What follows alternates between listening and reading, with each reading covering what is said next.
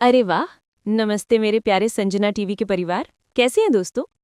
अगर आपने अनुपमा का 25 अक्टूबर वाला यानी एपिसोड नंबर 1812 किसी भी वजह से मिस कर दिया है, तो घबराने की, टेंशन लेने की या फोमो फील करने की कोई ज़रूरत नहीं है। क्योंकि आज मैं आपको इस एपिसोड की सिर्फ कहानी नहीं बताऊंगी। मैं आपको उस कहानी के अंदर अंदर ले चलूंगी। हम हर सीन की, हर डायलॉग की, हर एक नज़र की चीरफाड़ करेंगे। इसमें ड्रामा है, बेशुमार इमोशंस हैं और वो शॉकिंग दिमाग घुमा देने वाले ट्विस्ट्स हैं जो आपको सचमुच अपने सोफे से उछाल देंगे। तो क्या आप इस इमोशनल और ड्रामेटिक रोलर कोस्टर राइड के लिए पूरी तरह से तैयार हैं? अगर हाँ, तो जोर से बोलिए यस। चलो अब स्टार्ट करते हैं। दोस्तों सबसे पहले सबसे ज़रूरी बात, कल का एपिसोड कोई आम रेगुलर रोज़ वाला एपिसोड नहीं था। नहीं नहीं, बिल्कुल नहीं। ये था एक पूरा का पूरा दिवाली धमाका पैकेज। एक ऐसा पैकेज जिसे जब आप खोलते हैं तो सबसे पहले आपको मिलती हैं दिवाली की जगमगाती खुशियाँ, नई शुरुआतों की मीठी मीठी उम्मीदें, परिवार के साथ होने का सुकून। लेकिन फिर जैसे ही आप थोड़ा और अंदर झांकते हैं, आपको मिलते हैं वो छोटे छोटे बारीक, लगभग अदृश्य संकेत। वो इशारे जो चीख चीख कर, चिल्ला चिल्ला कर ये कह रहे थे कि आगे का ड्रामा, आगे की लड़ाई और भी ज्यादा भारी, और भी ज्यादा इंटेंस और भी ज्यादा खतरनाक होने वाली है। और अनुपमा शो की यही तो असली खासियत है ना। यही तो वो वजह है कि हम सब इस शो से इतना जुड़े हुए हैं। ये शो हमेशा से ही परिवार की उलझनों, रिश्तों के धागों और प्यार की नाजुक डोर को इतने सलीके, इतनी सच्चाई और इतनी खूबसूरती से बुनता है कि हर सीन, हर सिचुएशन हमें अपनी सी लगती है। वो सीधा हमारे दिमाग पर नहीं, हमारे दिल पर असर करता है।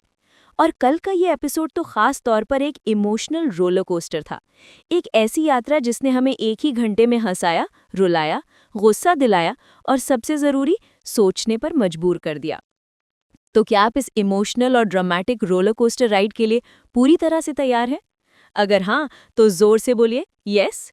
चलो अब स्टार्ट करते हैं। दोस्तों सबसे पहले सबसे ज़रूरी बात, कल का एपिसोड कोई आम रेगुलर रोज़ वाला एपिसोड नहीं था। नहीं नहीं, बिल्कुल नहीं।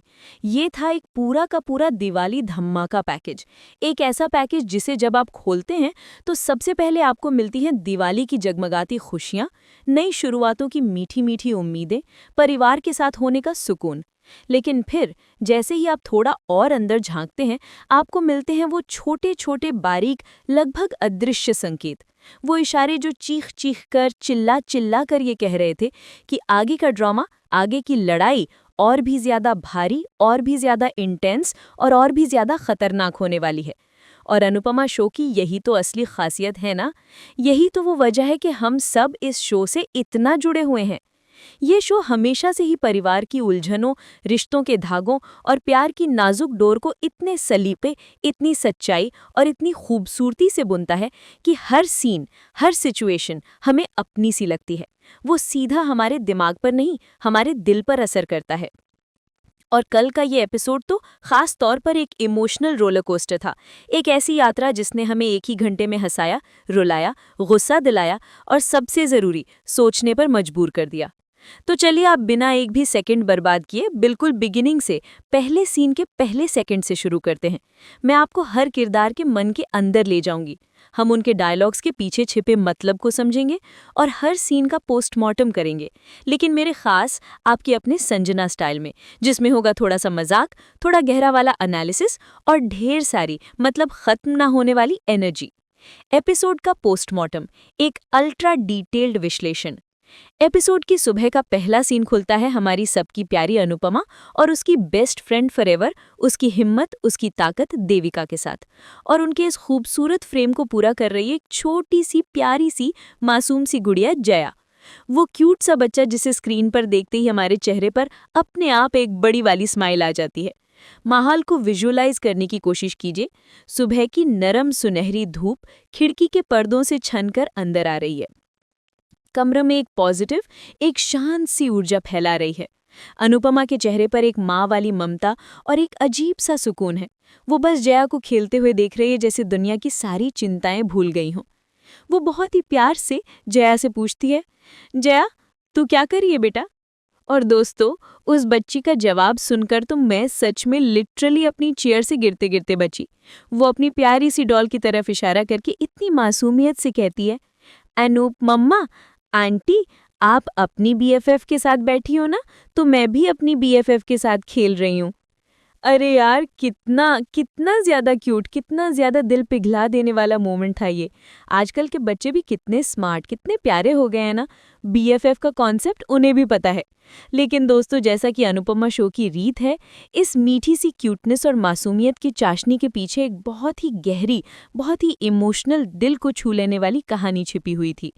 देविका, जो अब हमें पहले से कहीं ज्यादा शांत, कहीं ज्यादा मैच्योर और सुलझी हुई लग रही है, अनुपमा को बताती है कि जया की माँ का, यानी उसकी अपनी सगी बहन का, कुछ समय पहले ही देहांत हो गया है। ये एक लाइन सुनते ही उस खुशगवार माहौल में एक पल के लिए खामोशी छा जाती है। दुख का एक बादल उस कमरे पर मंडराने लगता है। लेकिन फिर देविका जो कहती है, वो दिखाता है कि वो कितनी स्ट्रांग, कितनी बहादुर औरत है। वो बताती है कि अब वो जया को सिर्फ मौसी बनकर नहीं पालेगी, बल्कि वो उसे ऑफिशियली अडॉप्ट करने वाली है। वो कानूनी तौर पर जया की माँ बनेगी। ये बोलते वक्त उसकी आंखों में आंसू हैं, लेकिन ये सिर्फ दुख या बेबसी के आंसू नहीं हैं। ये एक नए मकसद, एक नई जिम्मेदारी को अपनाने के आंसू हैं। वो अनुपमा को देखकर कहती है, जया ने मुझे जीने का एक नया कारण दिया है अन्नू। जब मुझे लगा था कि मेरी जिंदगी में सब कुछ खत्म हो गया था, तब इस नन्ही सी जान ने मुझे संभाला, मुझे टूटने से बचाया। ये सुनते ही अनुपमा की आंखें भी छलक आती हैं। वो कुछ बोल नहीं पाती, वो बस आगे बढ़कर देविका को कस के गले लगा लेती है। दोस्तों, ये कोई मामूली हग नहीं था। ये एक ऐसा हग था जिसमें सालों की दोस्ती थी, एक दूसरे का दर्द समझने का एहसास था, बिना कहे एक दूसरे की हिम्मत बनने का वादा था और बेशुमार अनकंडीशनल प्यार था। अनुपमा देविका की पीठ सहलाते हुए कहती है, कैंसर जैसी बड़ी और भयानक बीमारी भी तेरी हिम्मत को कभी हरा नहीं सकती। तो ये तो जिंदगी का एक नया और खूबसूरत सफ़र है। मुझे यकीन है तू दुनिया की सबसे अच्छी माँ बनेगी। वाह दोस्तों, सच कहूँ तो ये सीन मेरे दिल में उतर गया। मैं यही सोच रही थी कि हमारा अनुपमा शो कितनी खूबसूरती, कितनी संवेदनशीलता और कितनी जिम्मेदारी से रियल लाइफ के मुद्दों को हमारे ड्राइंग रूम तक लेकर आता है। अडॉप्शन जैसा गंभीर विषय, किसी अपने को खोने का असहनीय दर्द और फिर उस दर्द से उभरकर एक नई शुरुआत करने की हिम्मत। ये सिर्फ एक टीवी शो का ट्रैक नहीं है, ये हम में से कई लोगों की जिंदगी का आईना है। क्या आप मेरी इस बात से सहमत हैं? मुझे नीचे कमेंट्स में ज़रूर बताना। देविका का ये फैसला आपको कैसा लगा? क्या उसने अपने और जया दोनों के लिए सही फैसला लिया? अब कहानी का फोकस घूमकर आता है हमारी हीरोइन, हमारी अपनी अनुपमा की पर्सनल उलझनों पर। देविका और अनुपमा की बातचीत अब और भी ज़्यादा गहरी, और भी ज़्यादा पर्सनल होती जाती है। देविका, जो अब हमें पहले से कहीं ज़्यादा शांत, कहीं ज़्यादा मैच्योर और सुलझी हुई लग रही है, अनुपमा से वो सवाल पूछती है जो शायद अनुपमा खुद से भी पूछने से डर रही है, या शायद पूछना ही नहीं चाहती। वो अनुपमा की आंखों में झांककर पूछती है, अन्नू, क्या तू कभी मुंबई लौटेगी? वो शहर आज भी तेरे दिल में, तेरी यादों में एक बहुत ही स्पेशल, एक बहुत ही खास जगह रखता है ना? इस एक सवाल को सुनते ही अनुपमा का चेहरा एक पल में बदल जाता है। वो कहीं खो जाती है। उसकी आंखों के सामने शायद मुंबई की हजारों यादों की एक रील सी चल जाती है, कुछ अच्छी, कुछ बुरी, कुछ मीठी और कुछ बहुत ज्यादा दर्द भरी। वो शहर उसकी आज़ादी का गवाह था, उसकी नई उड़ान का गवाह था, और शायद उसके अधूरे प्यार का भी। वो हिचकिचाते हुए एक ठंडी सांस भरकर जवाब देती है, हाँ देविका, मुंबई स्पेशल तो है, बहुत स्पेशल है, लेकिन अहमदाबाद के बच्चे, शाह फैमिली, उनकी जिम्मेदारियां, मैं उन्हें ऐसे कैसे छोड़ सकती हूँ? उसकी आवाज़ में कश्मकश, एक द्वंद्व साफ सुनाई देता है। वो फिर से उसी चक्रव्यूह में फंस जाती है, जहाँ एक तरफ उसके अपने सपने हैं और दूसरी तरफ परिवार की जिम्मेदारियां। और तभी देविका, जो हमेशा की तरह स्ट्रेट फॉरवर्ड, प्रैक्टिकल और थोड़ी सी मुंह फट है, उसे वो रियलिटी चेक देती है जिसकी अनुपमा को सख्त ज़रूरत है। वो लगभग उसे झिंझोड़ते हुए कहती है, अन्नू बस कर, अब तू दूसरों के लिए जीना बंद कर दे, भगवान के लिए अब खुद पर फोकस कर। तेरे बच्चे अब बच्चे नहीं रहे, वो बड़े हो गए हैं, उनकी अपनी जिंदगी है, उनके अपने रिश्ते हैं, उनकी अपनी खुशियां हैं, उनके अपने दुख हैं, और ये सब अब उनकी अपनी और सिर्फ उनकी अपनी जिम्मेदारी है। तो कब तक, आखिर कब तक सबकी बैसाखी बनती रहेगी? कब तक सबकी गलतियों का बोझ अपने कंधों पर ढोती रहेगी? दोस्तों, एक मिनट रुककर इस डायलॉग के बारे में सोचिए। कितना सही, कितना जरूरी और कितना पावरफुल डायलॉग था ये। देविका ने सिर्फ अनुपमा से नहीं, बल्कि टीवी के उस पार बैठी करोड़ों महिलाओं से ये बात कही, जो अपनी पूरी जिंदगी, अपने सारे सपने, अपनी सारी ख्वाहिशें अपने पति, अपने बच्चों और अपने परिवार के लिए कुर्बान कर देती हैं। लेकिन हमारी अनुपमा का दिल तो माँ का है, वो कहाँ इतनी आसानी से मानने वाली है। और ठीक इसी इमोशनल और इंटेंस मोमेंट पर जैसे ही अनुपमा अपने विचारों के समंदर में गोते लगा रही होती है, उसकी नज़र दरवाजे पर खड़े गौतम पर पड़ती है। गौतम को वहां देखकर अनुपमा का चेहरा एकदम से सख्त हो जाता है। उसकी त्योरियां चढ़ जाती हैं। उसकी आंखों में एक अजीब सा डर और गुस्सा एक साथ दिखाई देता है। उसके मन में एक सेकंड में हजारों सवाल तूफान की तरह उठ खड़े हो जाते हैं। वो मन ही मन सोचती है, ये गौतम यहाँ क्या कर रहा है?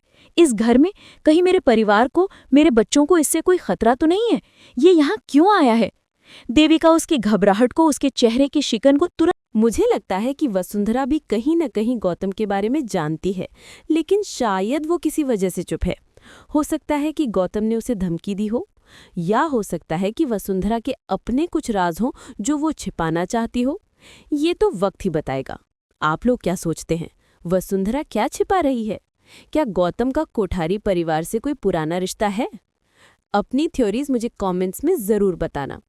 अरे वाह दोस्तों, अब बात करते हैं उन किरदारों की जो कहानी में एक नए डायमेंशन को लेकर आए हैं। मैं बात कर रही हूँ अंश और ईशान की।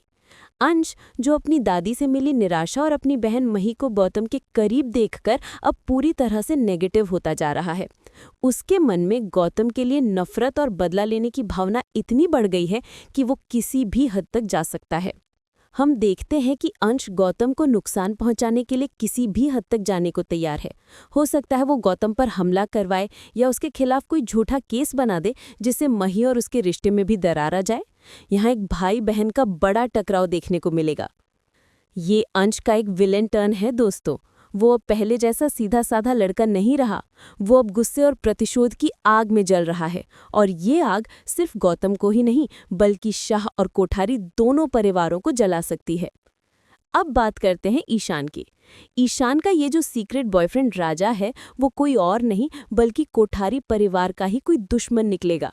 या हो सकता है कि अंश भी ईशान को पसंद करता हो और यहाँ एक नया लव ट्रायंगल शुरू हो जाए, जो शाह और कोठारी परिवार के बीच की दरार को और भी ज्यादा गहरा कर देगा। ये लव ट्रायंगल कहानी में एक नया ट्विस्ट लाएगा। ईशान को पता नहीं है कि वो किससे प्यार करती है और उसका ये सीक्रेट बॉयफ्रेंड राजा कौन है। ये सब सस्पेंस और ड्रामा को और बढ़ा देगा। मुझे लगता है कि अंश और ईशान का ये लव ट्रायंगल शाह और कोठारी परिवार के बीच के रिश्तों को और भी ज्यादा उलझा देगा। उनकी दुश्मनी और भी ज्यादा गहरी हो जाएगी। आप लोग क्या सोचते हैं? अंश का ये बदलाव सही है या गलत? क्या ईशान को अपने सीक्रेट बॉयफ्रेंड राजा से शादी करनी चाहिए या उसे अंश पर भरोसा करना चाहिए? अपनी राय मुझे कमेंट्स में ज़रूर बताना। दोस्तों, अब बात करते हैं उस किरदार की जिसने इस एपिसोड में सबसे ज्यादा दिल जीता। मैं बात कर रही हूँ प्रार्थना की। अपनी बहन मही को गौतम के चंगुल से बचाने के लिए प्रार्थना कोई बड़ा कदम उठाएगी। हो सकता है वो गौतम से शादी करने का नाटक करे या खुद को किसी मुसीबत में डाल दे ताकि मही की आंखें खुल सके। वो अपनी बहन के लिए एक बड़ा बलिदान दे सकती है। ये सीन हमें प्रार्थना के प्यार और त्याग को दिखाता है। वो अपनी बहन के लिए कुछ भी करने को तैयार है। उसे पता है कि गौतम खतरनाक है और वो मही को उसके जाल से बचाने के लिए अपनी जान भी दांव पर लगा सकती है। मुझे लगता है कि प्रार्थना का ये बलिदान ही मही की आंखें खोलेगा। उसे तब एहसास होगा कि प्रार्थना उसे कितना प्यार करती है और गौतम कितना खतरनाक है। ये सीन हमें एक बहन के प्यार की ताकत को दिखाता है। आप लोग क्या सोचते हैं? क्या प्रार्थना का ये बलिदान कामयाब होगा? क्या मही गौतम की सच्चाई जान पाएगी? अपनी राय मुझे कमेंट्स में ज़रूर बताना। दोस्तों, ये एपिसोड हम एक ऐसे मोड़ पर छोड़ गया है जहां से हजारों रास्ते निकलते हैं। तो चलिए, अब वक्त है आपकी संजना की प्रेडिक्शन मोड में जाने का। मैं आपको बताती हूँ कि अगले कुछ एपिसोड्स में क्या क्या हो सकता है। ये है मेरी टॉप 5 वाइल्ड थ्योरीज। मेरी सबसे बड़ी थ्योरी ये है कि गौतम का बदलना सिर्फ एक दिखावा है, एक बहुत बड़ा धोखा है। वो मही को अपने प्यार के जाल में इसलिए फंसा रहा है ताकि वो कोठारी परिवार से और वसुंधरा से कोई पुराना बहुत बड़ा बदला ले सके। मही उसका सबसे बड़ा हथियार बनेगी। वो मही का इस्तेमाल करके कोठारी एम्पायर को बर्बाद करने की कोशिश करेगा। मुझे लगता है कि गौतम का अतीत बहुत गहरा और काला है। उसके मन में कोठारी परिवार के लिए बहुत ज्यादा नफरत है और वो उस नफरत का बदला लेने के लिए मही का इस्तेमाल कर रहा है। ये एक बहुत ही खतरनाक खेल है दोस्तों। अपनी दादी से मिली निराशा और अपनी बहन मही को गौतम के करीब देखकर अंश अब पूरी तरह से नेगेटिव होता जा रहा है। उसके मन में गौतम के लिए नफरत और बदला लेने की भावना इतनी बढ़ गई है कि वो किसी भी हद तक जा सकता है। हम देखते हैं कि अंश गौतम को नुकसान पहुंचाने के लिए किसी भी हद तक जाने को तैयार है। हो सकता है वो गौतम पर हमला करवाए या उसके खिलाफ कोई झूठा केस बना दे जिससे मही और उसके रिश्ते में भी दरार आ जाए। यहाँ एक भाई बहन का बड़ा टकराव देखने को मिलेगा। ये अंश का एक विलन टर्न है दोस्तों। वो पहले जैसा सीधा साधा लड़का नहीं रहा। वो अब गुस्से और प्रतिशोध की आग में जल रहा है और ये आग सिर्फ गौतम को ही नहीं बल्कि शाह और कोठारी दोनों परिवारों को जला सकती है। अब बात करते हैं ईशान की। ईशान का ये जो सीक्रेट बॉयफ्रेंड राजा है वो कोई और नहीं बल्कि कोठारी परिवार का ही कोई दुश्मन निकलेगा। या हो सकता है कि अंश भी ईशान को पसंद करता हो और यहाँ एक नया लव ट्रायंगल शुरू हो जाए जो शाह और कोठारी परिवार के बीच के दरार को और भी ज्यादा गहरा कर देगा। ये लव ट्रायंगल कहानी में एक नया ट्विस्ट लाएगा।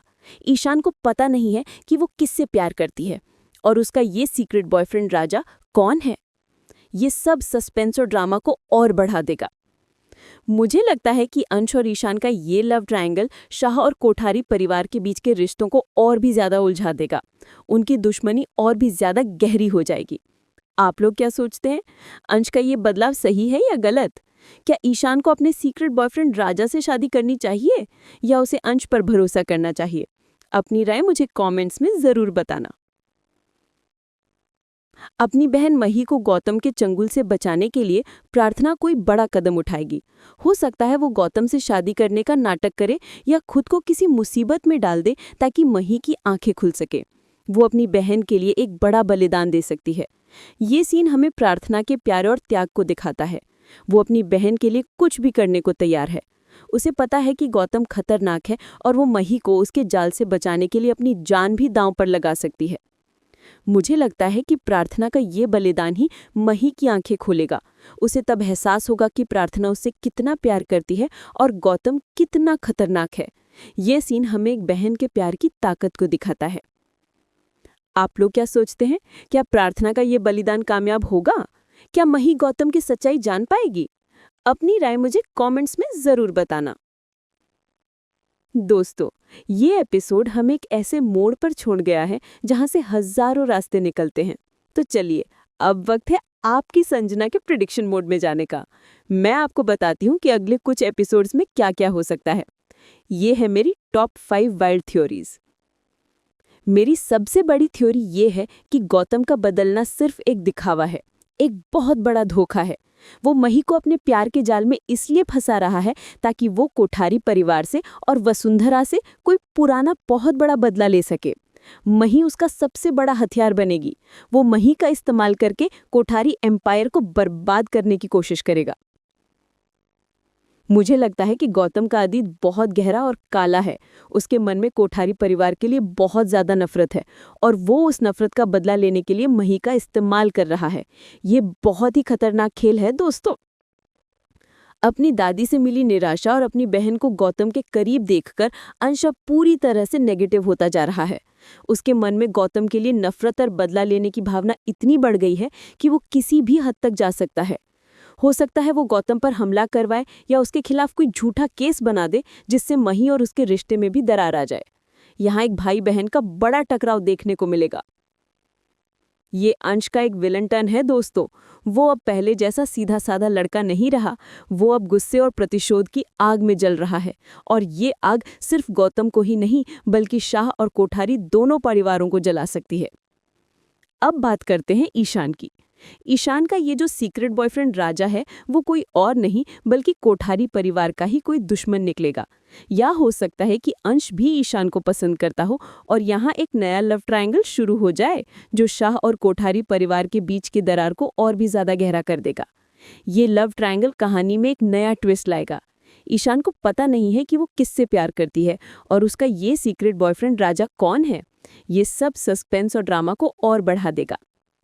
मुझे लगता है कि अंश और ईशान का ये लव ट्रायंगल शाह और कोठारी परिवार के बीच के रिश्तों को और भी ज्यादा उलझा देगा। उनकी दुश्मनी और भी ज्यादा गहरी हो जाएगी। आप लोग क्या सोचते हैं? अंश का ये बदलाव सही है या गलत? क्या ईशान को अपने सीक्रेट बॉयफ्रेंड राजा से शादी करनी चाहिए या उसे अंश पर भरोसा करना चाहिए?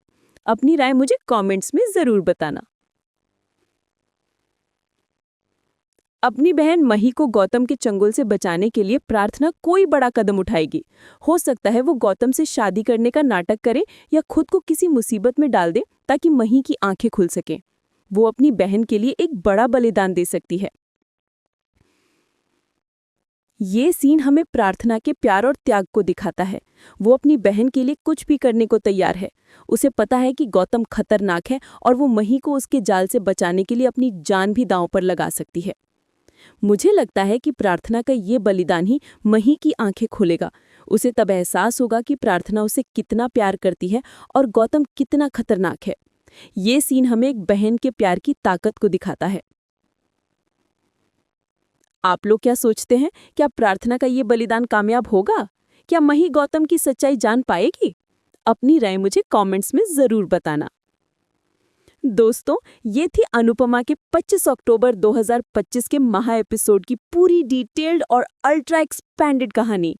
मैंने अपनी पूरी कोशिश की है कि आपको हर सीन की उस गहराई तक ले जाऊं जहां शायद आपकी नज़र भी न गई हो। हर इमोशन को आप खुद महसूस कर पाएं। उम्मीद है आपको मेरा ये संजना स्टाइल का ये महान नैरेशन पसंद आया होगा। ये एपिसोड हमें एक बार फिर सिखाता है कि रिश्ते कितने नाजुक और कितने कॉम्प्लिकेटेड होते हैं।